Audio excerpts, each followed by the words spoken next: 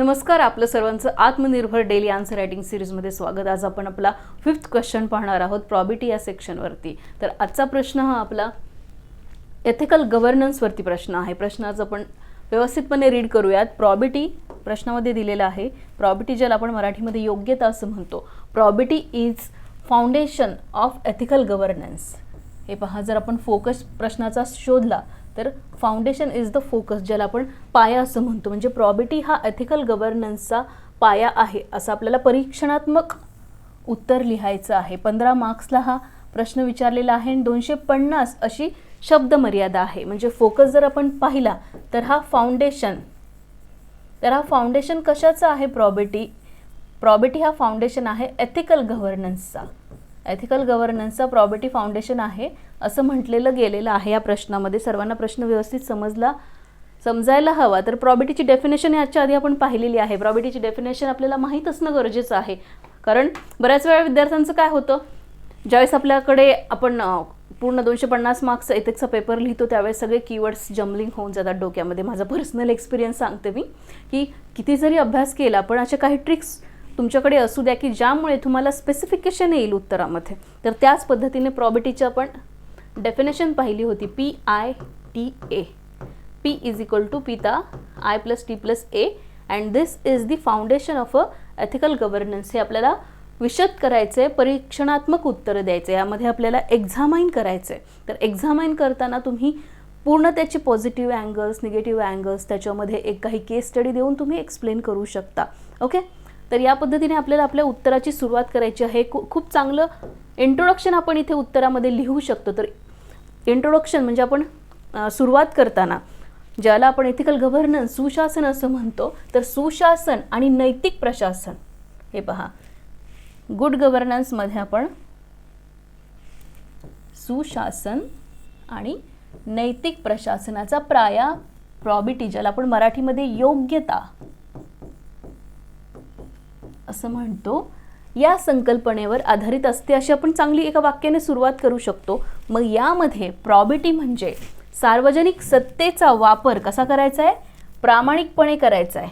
आपली डेफिनेशन प्रॉबिटीची पारदर्शकपणे करायचं आहे आणि नैतिक मूल्यांच्या चौकटीत राहूनच करायचं आहे. या पद्धतीने आपण उत्तर एक खूप चांगलं वाक्य इथं फ्रेम करू शकतो. म्हणजे हे पहा, आपण एकच कंटेंट लिहितोय प्रॉबिटीमध्ये, पण तो किती व्यवस्थितपणे एक उत्तरांच्या शब्दांशी खेळतोय इथे. म्हणजे शब्दांची वाक्यांमध्ये मांडणी आपण व्यवस्थित करतोय. ओके, तर यामुळेच काय होतंय, एथिकल गव्हर्नन्स जो आपले नैतिक प्रशासन आहे त्याला काय होतंय, ते घडवून आणायचं असेल तर काय करता येते, प्रॉबिटी ही मूलभूत अट मानली जाते असं आपण उत्तराच्या आशयामध्ये, इंट्रोडक्शनमध्ये लिहित आहोत. ओके, या पद्धतीने तुम्ही इंट्रोडक्शन करू शकता किंवा जर तुम्हाला वेगळ्या पद्धतीने करायचं तर एक चांगली केस स्टडी तुम्ही लिहू शकता.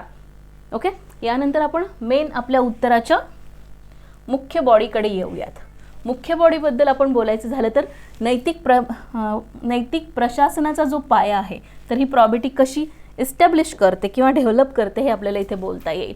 म्हणजे प्रॉबिटीमुळे काय होतं, निर्णय जर एखाद्या अधिकाऱ्याकडे प्रॉबिटी आहे, हा गुणधर्म आहे, म्हणजे तो प्रामाणिक आहे, त्याच्याकडे अखंडता आहे आणि तो प्रशासनाच्या चौकटीत राहून नियमांच्या कार्य करत आहे, असा अधिकारी नक्कीच भ्रष्टाचार मुक्त असू शकतो. बरोबर, त्यामुळे काय होईल, निर्णय प्रक्रियेत तर प्रामाणिकपणा येईल, निपक्षता होईल. हे पहा, हे फक्त एक छोटे छोटे आपल्याला इथं कीवर्ड दिसतात. निपक्षता म्हणजे कोणत्याही पक्षाबद्दल त्याला प्रायोरिटी द्यायची नाही, सर्वांना इक्वॅलिटीचं वेटेज. म्हणजे कोणीही तुमच्याकडे अधिकारी म्हणून आला तर कोणीही तुमच्याकडे नागरिक म्हणून आला तर त्याला तुम्ही इक्वल ट्रीटमेंट द्यायला हवं. या पद्धतीने निपक्षता, नो फेवरेटिझम, कोणालाही फेवर करायचं नाही आहे प्रशासकीय अधिकारी झाल्यावर. आणि नियम पालन सुनिश्चित होते. यामुळे काय होते, प्रशासनात नैतिक मूल्यांवर प्रशासन टिकून राहतं. विचार करा, हे सर्व आपण का शिकतोय, का उत्तरं लिहायची आहेत, कशामुळे? 250 मार्क्सचा पेपर आहे. तर तुम्ही ज्यावेळेस प्रशासनामध्ये जाल तर एक चांगला एथिकल म्हणजे एक चांगला अधिकारी तिथे तुम्ही म्हणून काम कराल, जो नैतिकदृष्ट्या सक्षम असेल आणि ज्याची निर्णय घेण्याची क्षमता विकसित झालेली असेल त्याच्या तयारीच्या स्टेजमध्येच. ओके, यानंतर आपण पाहूयात की जनतेचा विश्वास निर्माण करणारा घटक तो कसा आहे, तर पारदर्शकता. पारदर्शक नक्कीच प्रशासन असेल तर लोकांचा प्रशासनाप्रती विश्वास अधिक दृढ होतो, अधिक बळकट होतो आणि हेच याच्यामुळे काय होतो, विश्वास वाढल्यानंतर एथिकल गव्हर्नन्ससाठी हा पाया ठरतो. या पद्धतीने आपण चांगली आपल्या मेन बॉडीची सुरुवात करू शकतो. हे पहा, यानंतर आपण मेन बॉडीमध्येच काही पॉईंट लिहू शकतो. खूप चांगले पॉईंट मी इथे अधोरेखित केलेले आहेत. भ्रष्टाचार विरोधी हे साधन आहे. काय आहे? हे भ्रष्टाचार विरोधाचे एक साधन आहे, हे टूल आहे. This is the tool to control the corruption. असं तुम्ही लिहू शकता. हे तुमचा पहिला पॉईंट झाला.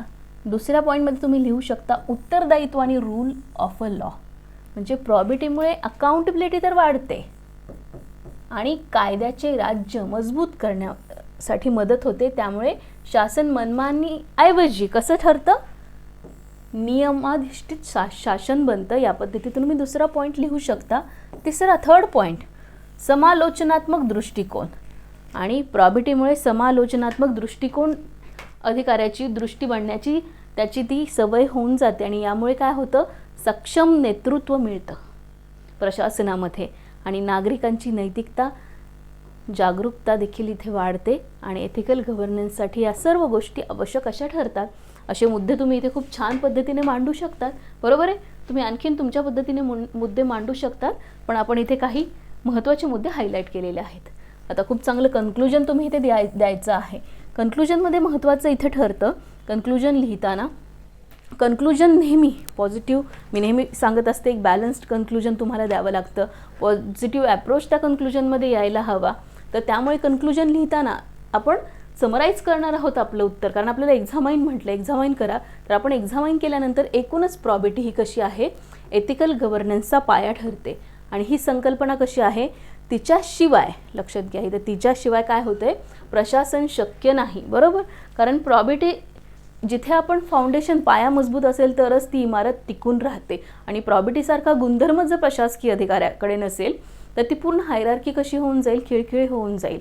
म्हणून आपण असं म्हणतो की प्रशासन प्रॉबिटीशिवाय तर अशक्य आहे. बरोबर, इम्पॉसिबल.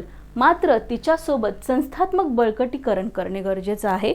नक्कीच एक अधिकारी प्रामाणिक जर असेल तर तो त्याच्या हाताखाली कार्य करणारी टीम असेल किंवा त्याच्यावरची हायरार्की असेल, कुठेतरी याच्यावरती पण इम्पॅक्ट पडू शकतो. आणि ती नक्कीच संस्था, तिच्यासोबत कार्य करणारी संस्था, त्याला पण बळकटीकरण मिळू शकतं. आणि मूल्याधिष्ठित नेतृत्व असेल तरच या खऱ्या अर्थाने सुशासन साकार होऊ शकते असं आपण म्हणू शकतो. म्हणजे आपण थोडीशी वॉर्निंग पण देतोय की काय होऊ शकतं, की एक चांगला अधिकारी काय करू शकतो, हा सर्व बदल घडू शकतो. पण तो बदल घडत असताना संस्थात्मक पातळीवरती पण व्यवस्थित कार्य घडायला हवं. तरच ही जी प्रॉबिटी योग्यता आहे हा गुड गव्हर्नन्सचा पाया ठरू शकते.